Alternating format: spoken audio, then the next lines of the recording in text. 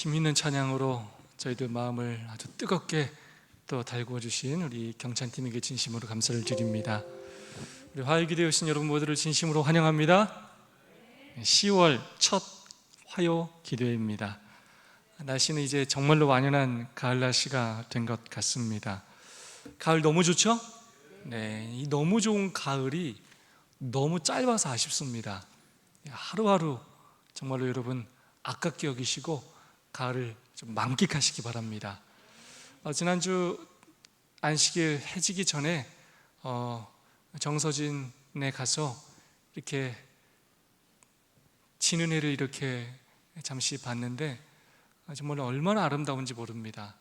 물이 많이 들어와서 바람에 이렇게 출렁이는 이런 파도와 또 지는 해와 그 노을과 또 아주 바람에 살랑살랑 움직이는 그 잎들을 보면 그들이 얼마나 조화롭고 아름다운지, 하나님께서 이 세상을 얼마나 아름답게 창조하셨고 그 모든 것들을 통하여 우리에게 당신의 사랑을 나타내시는지를 다시 한번 느끼게 되었습니다. 우리 하나님 정말 예술가셔요.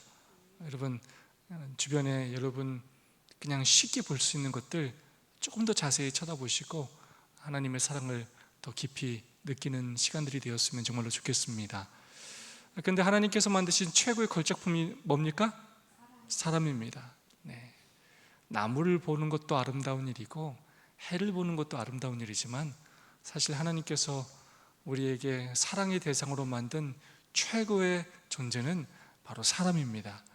여러분 자식들 보면 너무 이뻐서 막 어쩔 줄 모를 때가 있지 않습니까? 오늘도 우리가 이렇게 다인이 주연이가 이렇게 들어오는데 정말 너무 사랑스러워서 우리가 정말 어쩔 줄 몰라 할 때가 있지 않습니까? 그것처럼 우리가 서로가 서로에게 또 그런 관계가 되었으면 좋겠고, 그렇게 서로를 봐서 너무나 행복하고 하나님의 놀라운 창조의 섭리와 사랑을 깨닫는 우리들의 관계가 될 수 있기를 소망합니다. 그렇게 성도를 사랑하고 또 그렇게 이웃을 사랑할 수 있기를 간절히 소망합니다. 옆 사람과 사랑과 소망을 담아서 뜨겁게 인사하고 오늘도 시작해 보겠습니다. 하늘까지 함께 갑시다. 인사해 주시면 감사하겠습니다.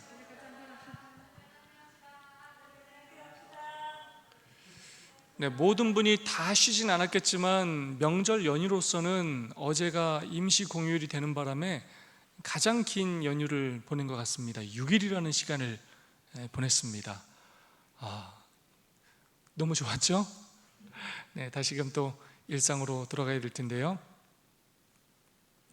내일부터 시작되는 또 일상의 삶에서 또 최선을 다할 뿐만 아니라 일하는 중이지만 또 우리들의 발걸음이 하늘로 향할 수 있기를 소망합니다.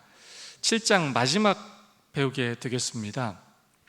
제자가 되는 길, 저희가 5번째 묵상하고 있는데요, 마지막 내용입니다. 그리스도의 품성을 소유하는 유일한 방법이라는 주제 오늘도 묵상해 보겠습니다.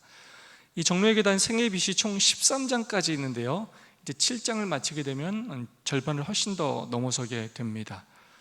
우리 신앙의 궁극적인 목표인 예수님의 품성을 소유하는 방법이 무엇인지 함께 살펴보는 시간을 오늘도 갖도록 하겠습니다. 우리의 마음이 하나님에 의하여 새로워지지 않는다면 우리는 하나님의 율법에 대항하여 싸우고 순종하지 않게 된다. 그러나 새롭게 된 우리의 마음은 거룩한 율법을 즐거워한다. 우리는 다윗처럼 이렇게 말할 수 있다. 내가 주의 법을 어찌 그리 사랑하는지요. 내가 그것을 종일 묵상하나이다. 오늘 나의 신앙 상태가 어떤지를 분간할 수 있는 아주 중요한 기준이 있는데, 그것이 무엇이냐면 바로 율법에 대한 나의 태도가 어떠한가를 살펴보는 것입니다. 만약에 우리의 마음이 하나님에 의하여 거듭남을 경험하지 않는다면 우리는 율법에 대항하게 된다는 거예요. 하나님의 율법을 들을 때마다 그냥 그게 부담스럽고 싫어요. 때로 목사님의 설교가 싫어요. 불편해. 자꾸 나들으라고 하는 것 같고, 나 잘못했다고 하는 것 같고, 나를 막 이렇게 지적하는 것 같고, 불편해서 들을 수가 없어. 마치 범죄한 아담이 하나님께서 부르셨을 때 어떻게 했어요? 숨었어. 듣기 싫어. 하나님 얼굴을 보고 싶지 않아. 죄 짓기 전에는 그렇게 하나님과 가까이 하나님과 교제하는 게 그렇게 좋았는데 죄를 짓고 나니까 하나님의 음성 듣고 싶지도 않고 하나님이 부르면 피하고 싶고, 그래서 내 마음이 세워지지 않으면 율법에 대항하게 되고 거절하게 되고 순종하지 않게 됩니다. 율법을 대하는 태도가 우리의 구원을 결정하는데요, 그런 마음들이 결국 우리 품성을 꼴짓게 돼요. 율법에 순종하려는 마음과 율법을 거절하려는 그 마음이 결국 우리 품성을 꼴짓게 된다는 것입니다. 한번 부담스러운 사람은, 여러분, 그 문제를 해결하기 전까지는 계속 부담스럽잖아요, 그죠? 피하고 싶어진단 말이에요. 웬만하면 마주치고 싶지 않아요. 그래서 우리에게 그 문제가 하나님께서 나에게 말씀하실 때마다 우리는 계속 그걸 피하게 돼요. 죄라는 것은 결국 율법을 부담스러워합니다. 그렇기 때문에 피하게 되고 대항하게 되고 불순종하게 됩니다. 그러면서 그럼 그 율법이 기준이 있는데, 그 기준을 거절하기 때문에 내 마음대로 행하고 싶어집니다.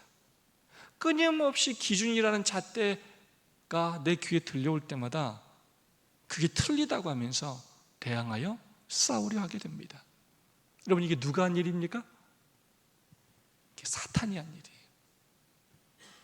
하나님의 이 율법을 무너뜨리는 것. 하나님의 품성은 사랑이 아니다. 하나님은 무서운 분이고 편애하시는 분이다. 하나님이 뭘 무너뜨리려고 한다고요?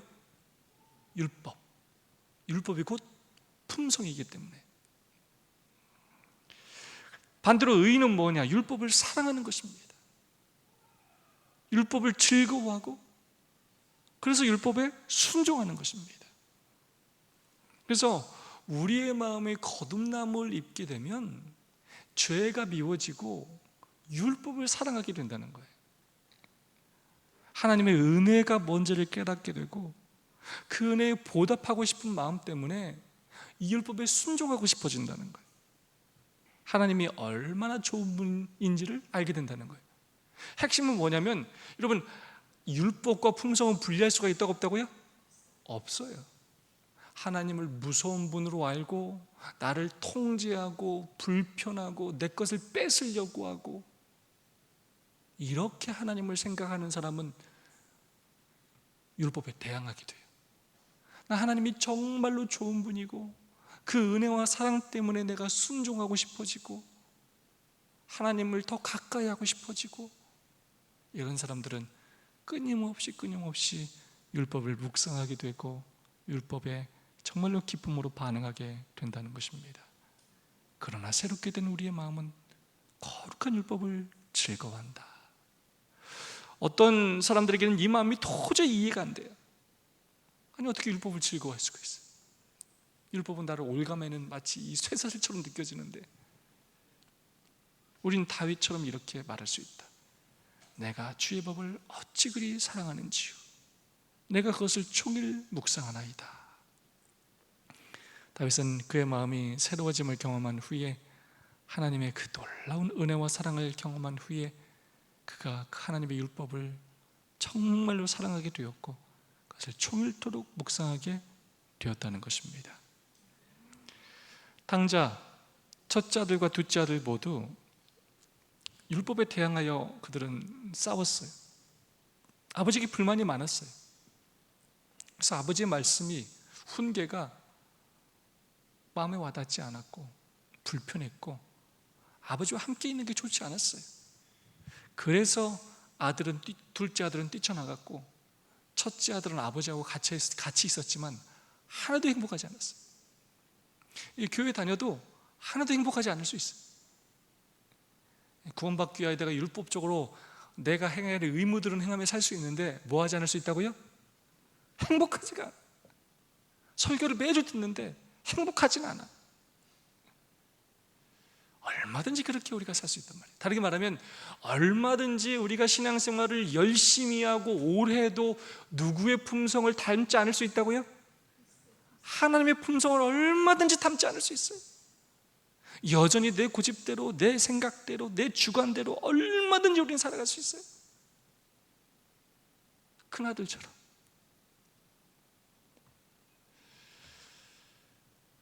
단말씀입니다. 어떤 사람들은 하나님께서 그들의 죄를 용서해 주셨다는 것을 알고 그분의 자녀가 되고자 진심으로 바란다. 그러나 그들은 그들의 품성이 완전하지 못하고 그들의 생애가 결점으로 가득한 것을 안다. 이런 이유 때문에 그들은 성령께서 그들의 마음을 새롭게 하셨는지 의심을 한다. 이 진심이 진심, 어떤 사람들은 진심으로 하나님께서 내 죄를 용서해 주셨다고 믿어요. 그리고 하나님의 자녀가 되기로 진심으로 바라기도 합니다. 그런데 그런 나의 삶을 돌아보면 내 품성이 완전하지 못한다는 걸 깨닫게 되고 내 삶이 아주 결점으로 가득하다는 걸 깨닫게 돼요. 여러분, 그렇습니까? 안 그렇습니까? 우리 삶이 그렇지 않습니까? 아주 먼지투성이고 죄투성이에요. 이런 이유 때문에 성령 하나님께서 과연 나의 마음을 새롭게 하셨는지 의심하게 돼요. 여러분, 사람 참 안 변한다라는 생각이 들 때가 있지 않습니까? 저렇게 교회를 오래 다니는데도 왜 이렇게 사람이 안 변할까? 참, 뭐하러 교회를 다닐까? 아니, 예수님 믿어서 뭐해? 여러분, 이런 생각이 들 때가 솔직히 있지 않습니까? 나에게도 그런 생각이 들 때가 있고 다른 사람을 봐도 그런 생각이 들 때가 있어요. 뭐하러 교회 다니십니까? 이런 마음이 들 때가 있어요. 그럴 거면 뭐하러 다니십니까? 이렇게. 또 반면에 정말로 어떤 사람은 짧은 시간 안에 또 많은 변화를 이루어낸 사람도 있습니다. 여러분, 그런 사람이 또 있습니까? 없습니까? 또 있어요. 어떤 사람은 끊임없이 예수님을 닮아가는 사람이 있고, 어떤 사람은 아무리 시간이 지나도 예수님은 닮아가기는커녕 오히려 더 자기 주관이 아주 또렷해지고 더 아집과 고집으로 똘똘 뭉치는 것처럼 보이는 사람이 있을 수 있어요. 오늘 우리는 어떤 사람입니까? 우리는 내 삶이, 내 품성이 변화되지 않을 때 우리는 의심하게 됩니다. 과연 이 신앙이 나에게 의미가 있는지 고민하게 됩니다. 진지한 신앙인이라면 고민하게 됩니다. 진짜 자신의 모습을 올바로 보는 사람이라면 고민하지 않을 수가 없어요. 그때 우리는 이 말씀을 기억해야 합니다. 그런 사람들에게 나는 이렇게 말해주고 싶다. 용기를 잃지 말라. 희망을 놓지 말라. 우리는 때때로 우리가 저지른 과오와 불완전 때문에 예수의 발 아래 엎드려 슬피 울 때가 있을 것이다. 그러나 포기해서는 안 된다.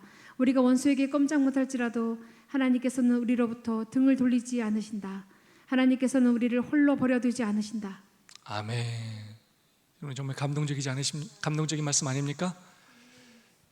그런 사람들, 바로 우리 같은 사람들에게 이렇게 하나님께서 말씀해 주신다는 것입니다. 용기를 잃지 말라는 것입니다.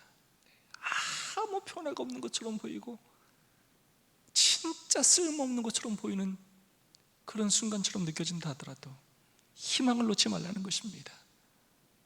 우리가 때때로 우리가 저지른 과오와 불완전 때문에 정말로 변화되지 않는 우리의 모습 때문에 예수님의 발 앞에 엎드려 슬퍼 울 때가 있을 수 있다는 것입니다.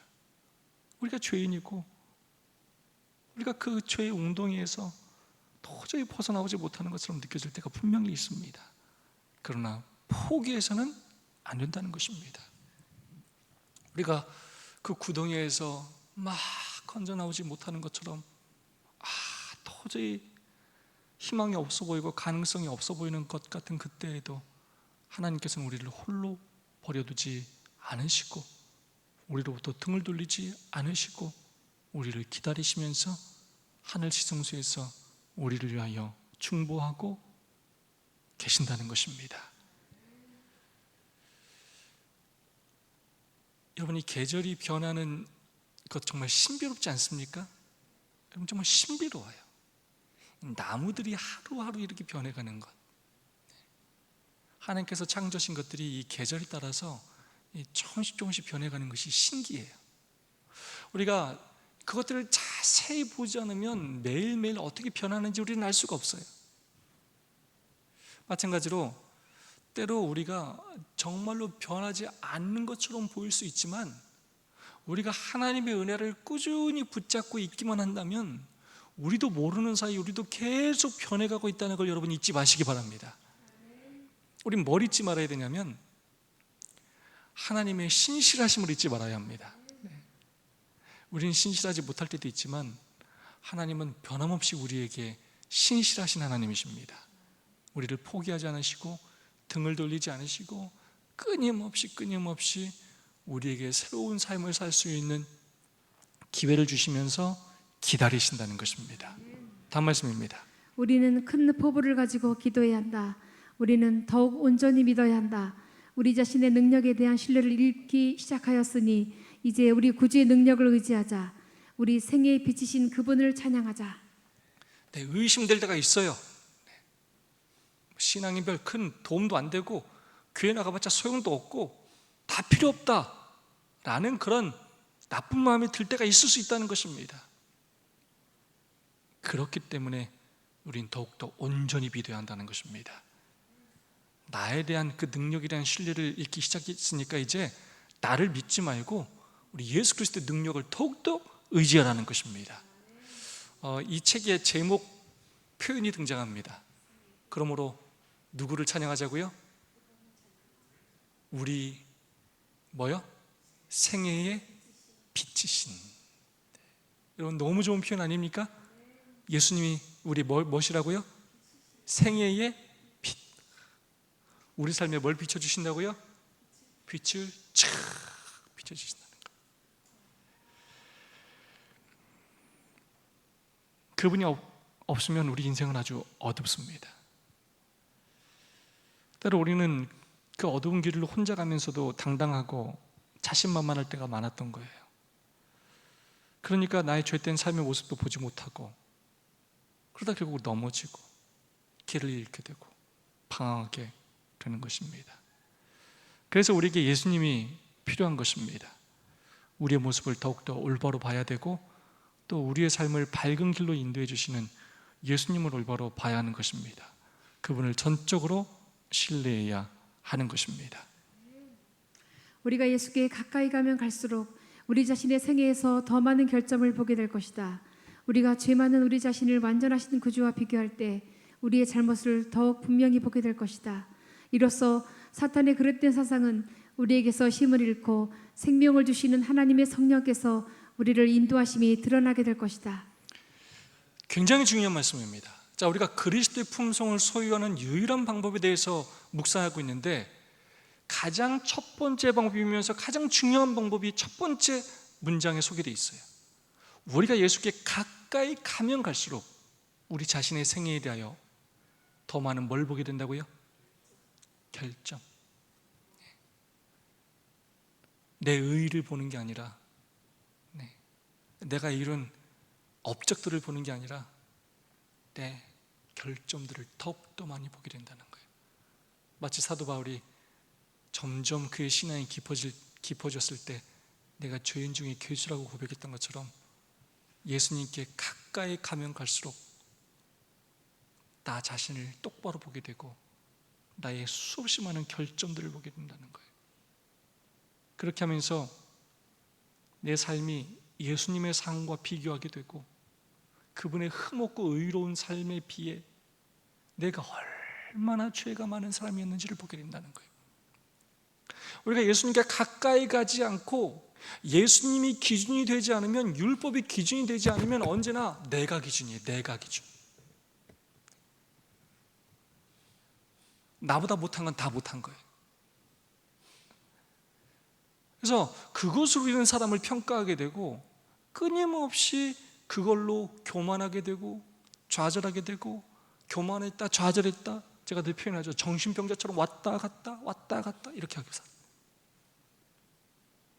누구하고 비교하지 않으면요? 나를 누구하고 비교하지 않으면요? 예수님과 비교하지 않으면. 예수님께 가까이 다가가야 예수님의 모습을 보게 되고 예수님의 그 의로움과 나의 죄됨을 결국은 비교하면서 내가 얼마나 죄가 많고 결점이 많고 흠이 많은지를 분명히 보게 된다는 것입니다. 이 일을 통하여 성령 하나님께서 우리를 바른 길로 인도하시게 된다는 것입니다. 단말씀입니다. 우리가 죄인임을 알지 못하면 예수를 향한 깊은 사랑이 우리 마음속에 거할 수 없다. 우리가 그리스도의 은혜로 변화되면 우리는 구주의 거룩한 품성을 흠모하게 될 것이다.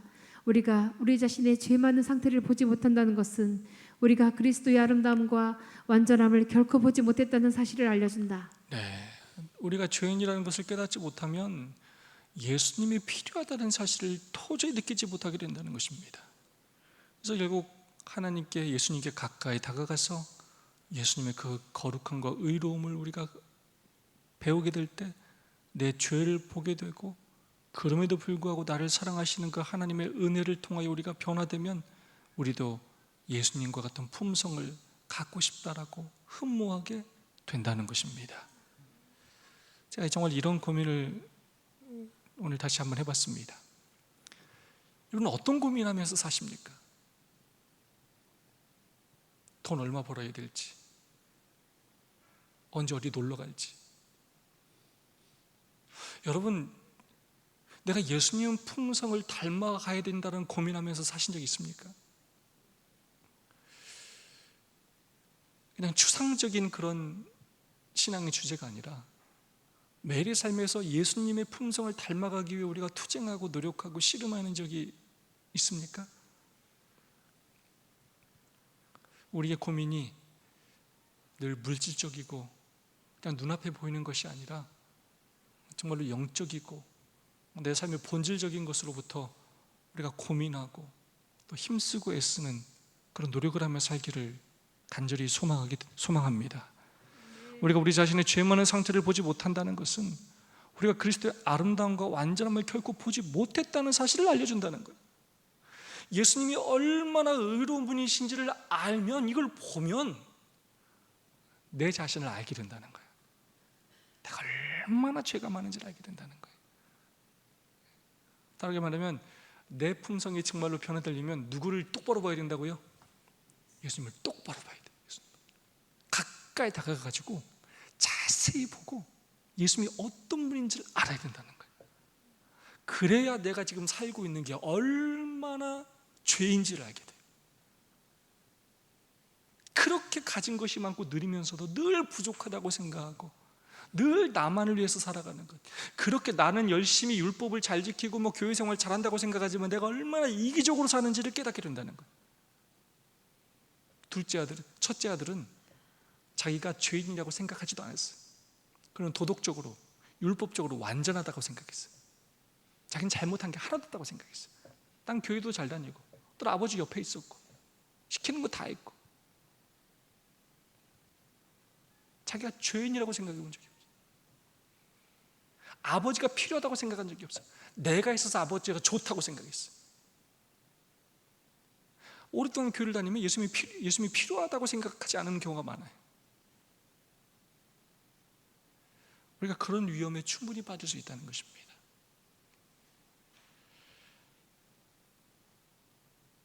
다음 말씀입니다. 우리가 우리 자신에게서 칭찬할 것을 적게 발견하면 할수록 우리는 그리스도의 무한한 순결과 아름다움에 탐복할 만한 것을 더욱 많이 보게 된다. 우리 자신이 얼마나 죄 많은지 보게 될 때 우리를 용서할 수 있는 분께로 돌아가게 된다. 우리 자신에게 능력이 전혀 없음을 보게 될 때 우리는 그리스도를 붙들려고 손을 뻗치게 된다. 그러면 그리스도께서 도움의 권능을 가지고 다가오신다. 예수님께 가까이 다가가서 예수님을 보면 그럼 결국 누구를 보게 된다고요? 나를 보게 돼요. 그러면 우린 예수님의 그 무한한 순결과 아름다움에 탐복하게 될 것이고 우리는 더 예수님을 잘 알게 될 것이고 그럴수록 나 자신에 대해서 내 참모습을 더 깊이 알게 된다는 것입니다. 그러면서 나에게 칭찬할 것이 진짜로 없다는 걸 깨닫게 된다는 거예요. 나의 자랑과 나의 의, 나의 헌신, 내가 이룬 것들을 많이 생각하면 할수록 우린 예수님을 놓치게 된다는 것입니다. 예수님께 가까이 다가가서 그분을 가까이 보면 볼수록, 그래서 그분의 은혜를 많이 경험하면 경험할수록 나에 대한 자랑과 헌신은 사라지고 우리는 그분에 대하여 이야기하게 된다는 것입니다. 그러기 위해서 우리는 먼저 예수님께 가까이 나아가야 하겠습니다. 예수님의 품성을 담게 해달라고, 담고 싶다고 우리가 간절한 마음으로 기도하고 갈망해야 하겠습니다. 마지막 말씀입니다. 우리가 필요를 느낄 때 구주와 하나님의 말씀을 찾아가게 된다. 그분의 아름다운 품성을 바라보면 볼수록 우리는 더욱더 그분을 닮게 될 것이다. 네, 우리가 필요를 느낄 때 나에게 예수님이 필요하다, 이 마음은 아니야, 이 마음은 잘못된 마음이야, 이 마음은 나쁜 마음이야, 이 생각은 나쁜 생각이야, 예수님은 이러지 않으셨어, 나도 예수님과 같은 마음이 필요해, 나는 스스로 그 마음을 내가 가질 수 없어, 예수님 저에게 그 마음을 주세요.